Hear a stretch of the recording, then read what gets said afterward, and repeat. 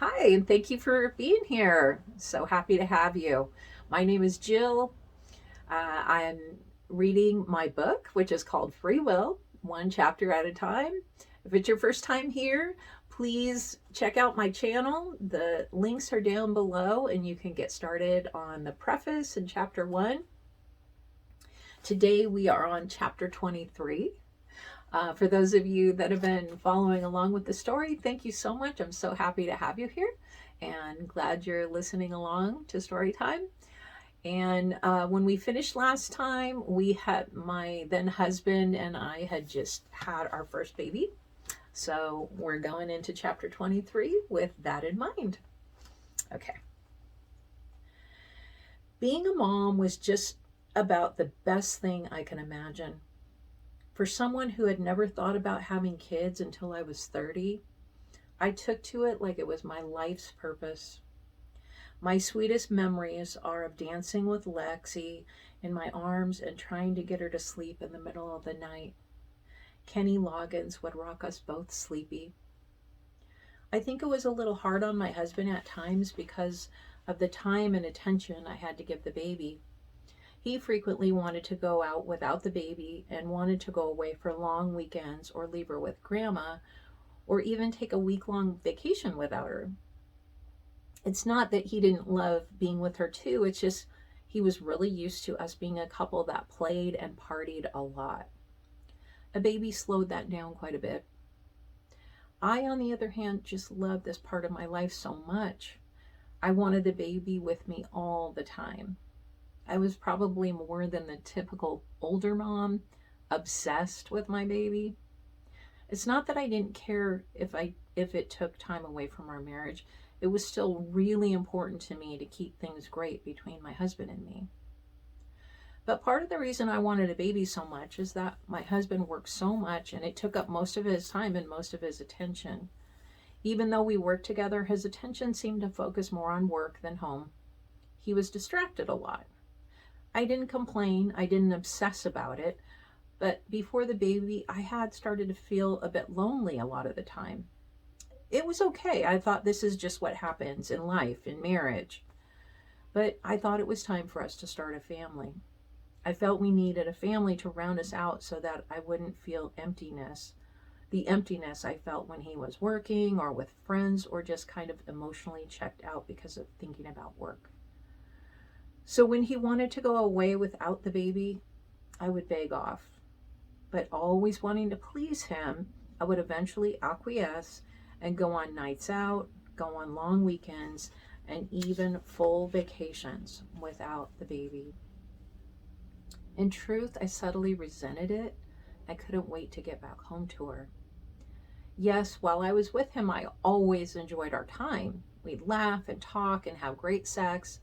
It was always a good time.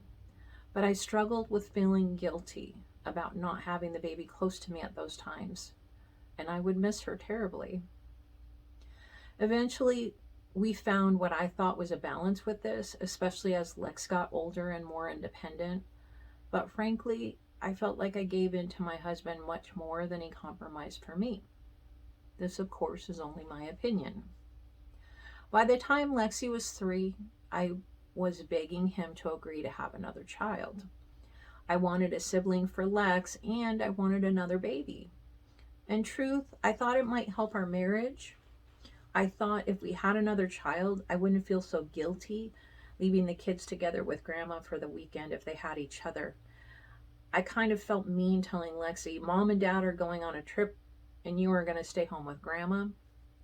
It felt like we were ditching her. I believed if she had a sibling, it could be more like the kid team was having a grandma weekend and Mom and Dad were having a grown-up weekend. I don't know if that even makes sense to anyone but me, but I was trying so hard to placate my husband in his wanting me to himself. I guess a part of me felt flattered and loved by his wanting my attention. But I worked very hard at pleasing him, and I was working pretty hard at the stores and at being a mom. Eventually, my husband agreed that we could have another baby. It took a lot longer to conceive this time around. After about 6 months of trying, I was reading everything I could to get hints and techniques for conceiving. One day at work, I was reading online about the perfect conditions for conception. It happened to be the perfect time of the month, the perfect time of the day. The article said that standing during intercourse was helpful, at least anecdotally. We wasted no time to take advantage of the perfect conditions. So our son was conceived playfully and romantically in the back room of our stores. Riley came along when Lexi was almost 4 years old. Birth was equally difficult this time, but did not take as long. My husband and my mom were at my side once again for the harrowing but magical event. My electric blue toenail polish was the main topic of conversation in the birthing room. The second time around, things were so much more laid back. Riley was named Cooper for about an hour until incredibly bad reviews on that name came from the doctor and a nurse. Riley was our was our fallback name choice, and it seemed to fit him perfectly. Having a boy this time around was special in its own way. I would dance and sing to him through the night too, in order to get him to sleep. But he would always reach up a hand to touch my lips when I sang. I'd hope that it was because he was enthralled and mesmerized, and not just trying to get me to stop singing. He was an easy, happy baby that smiled and giggled incessantly. The two kids shared a room that I decorated like something between a garden and a circus, with chartreuse and white striped walls and a white tulle circus tent on the ceiling cinched up by a delicate white chandelier. Riley's presence brought joy to all three of us. Our family was complete. By this time, we had two kite stores, the one in Dana Point and the one in San Diego, and the computer store. My husband ran the computer store and kept books for the kite store. I ran the kite stores. I had two kids and worked full time, many times working 7 days a week. I had no maid service, no babysitter. I cooked and cleaned and changed every diaper. The kids were with me 24/7. I brought them to work with me every day. As they started school, I volunteered in their classrooms. Even though this phase of our lives, even through this phase of our lives, I brought my husband breakfast in bed every morning and kept him very happy. Although I loved every minute of my life, I was burning the candle at both ends, and I was beginning to feel a little burned out.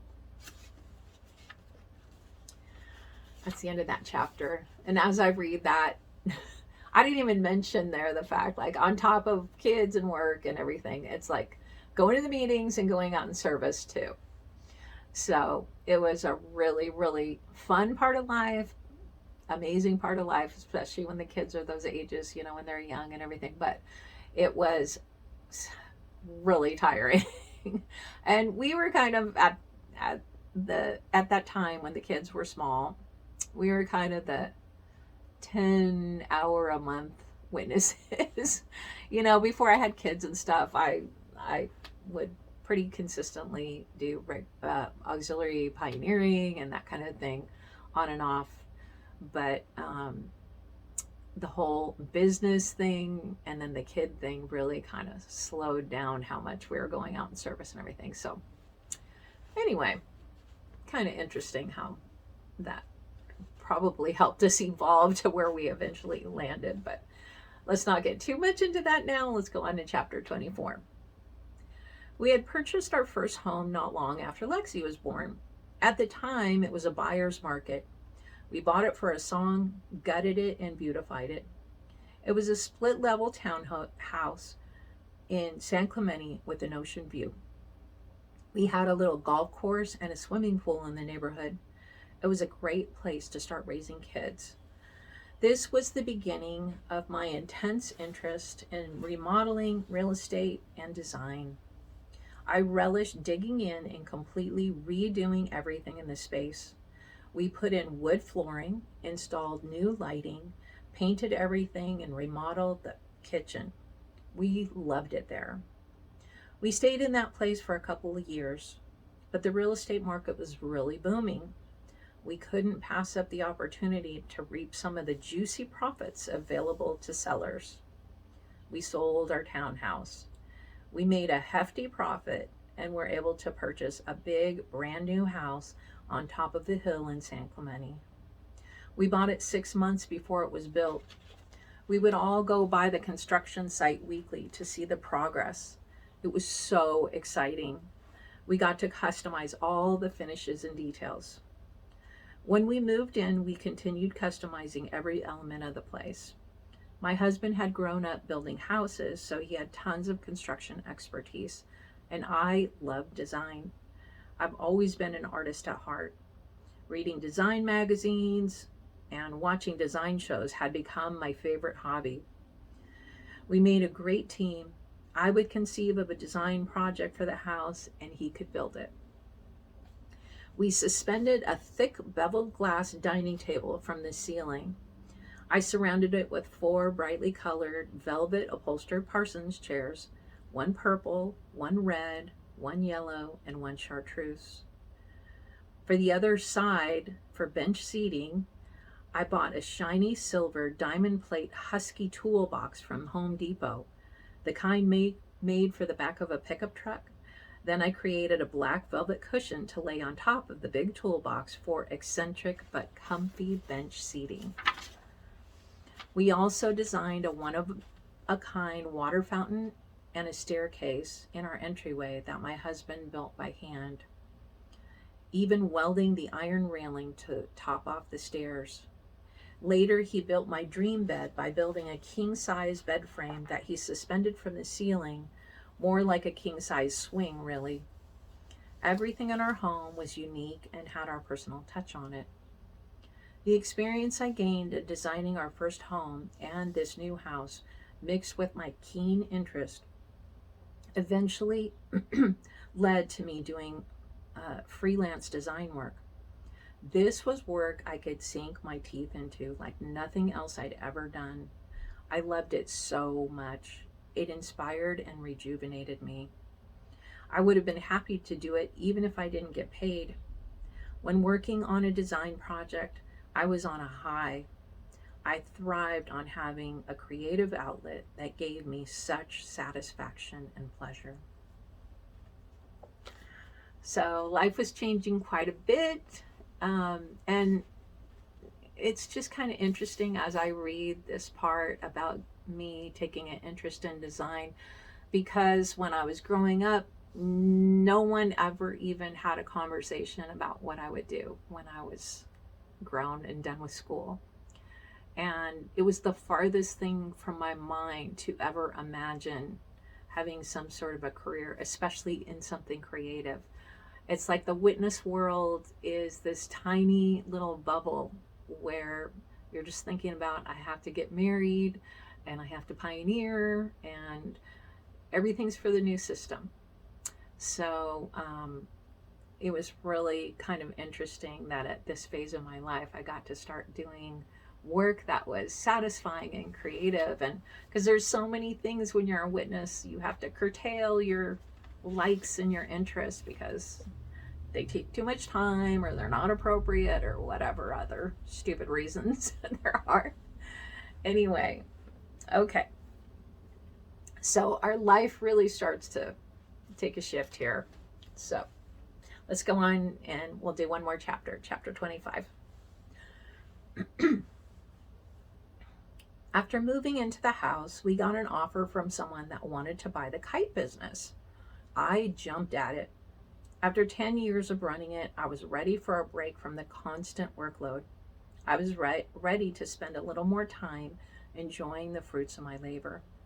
It sounded great to just be a mom and wife for a while.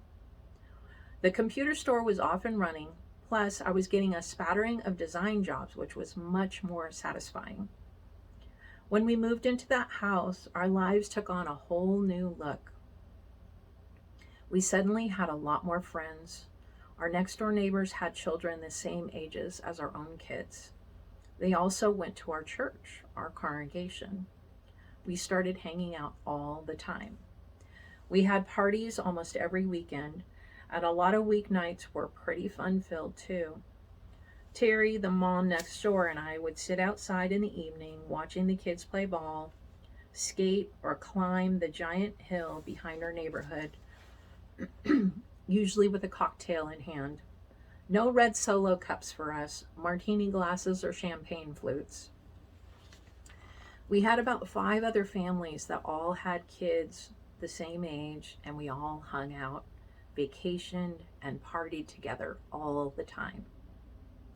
Now, when I say partied, I mean partied. Martinis were in vogue. I was, uh, and so I was always concocting new ones, from aqua colored smoking ones to strawberry and basil infused. I made them all.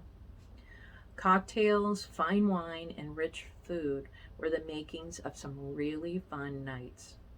We drank, we ate, we danced, and we laughed. We had so much fun. The kids were always running around, sometimes outside playing in the cul-de-sac, sometimes dancing with us, and sometimes in the game room playing pool or watching movies. These parties might sound a little excessive for churchy people like the Jehovah's Witnesses. They were. Within the organization, there are definitely variables on what is permissible and what is looked down on. There seem to be regional differences on how strictly or how lax the JW guidelines were adhered to. This kind of partying would not fly in a JW congregation tucked somewhere in a conservative, quiet, small town. But in Orange County, California, some people tended to push the envelope. There was a huge element of money. Most of these people had the wherewithal to travel, shop, and play a lot. So it became the norm and very accepted to party like this in this group of JWs. Back in the Monrovia congregation where I grew up, as well as many other areas in this country or abroad, this excessive play would have been looked down on majorly by the church. There would have been counsel and reprimanding over such activities. Not all, but many of the elders in our area were as busy partying as the rest of us. It was not lost on me on how hypocritical it was for leaders in the church to preach from the stage of the Kingdom Hall, act self-righteous and judgmental in certain circumstances, while partying like rock stars on a regular basis in others. If it really boiled down to what the organization expects from the parishioners, the excessive travel, parties, and especially the drinking would be highly criticized. We would frequently receive counsel at our services not to overindulge and don't do things that will take time away from religious activities. Going and door knocking work Saturday morning didn't usually happen after a late night of partying. This lifestyle crept in so insidiously, but very quickly it became our new norm. It was a whirlwind of fun, distracting us from reality, lulling us into escapism as wanted. Many nights these parties included quite a few people, so it was easy to not notice if someone had gone missing. My husband and I became a bit notorious for sneaking off during a party to have a little fun. What can I say? We really enjoyed each other and we didn't miss an opportunity. One party we had at the house, a good friend and her hubby brought their very new baby girl. The baby was asleep for the night, so I helped her set up a portable crib in our walk-in closet where it would be quiet and away from all the loud music and laughter. Well, as the night progressed, I got a little tipsy and asked my husband to come upstairs with me for a quickie. He happily obliged, and we went into our room and locked the door to get quickly down to business. We were almost done with our fun when we heard a knock on the door. It was my friend coming to check on the baby. We forgot the baby was in our closet. We rushed to pull ourselves together and said we'd be right out. Of course, when I told my friend we were just checking on the baby, she didn't buy it. It was funny and embarrassing, but somehow that story made us rock stars in the eyes of our friends. That after all these years, we were still enjoying each other so much, doing it at every chance, at crazy times, and in crazy places. I kind of loved the way it made my husband feel so great to have that reputation. So I amped it up and would pretty much go for it every chance we had, in cars, on trains, etc. The craziest and scariest place being at a 5-star resort poolside in the cabana. He closed the cabana and down went his bathing suit. That was by far the quickiest quickie ever. So that was chapter 25. And it's really interesting because I'm sure this kind of thing happens a lot. I mean, of course, the witnesses would say, oh, it's no wonder they fell out of the truth. You know, they were partying all the time and everything.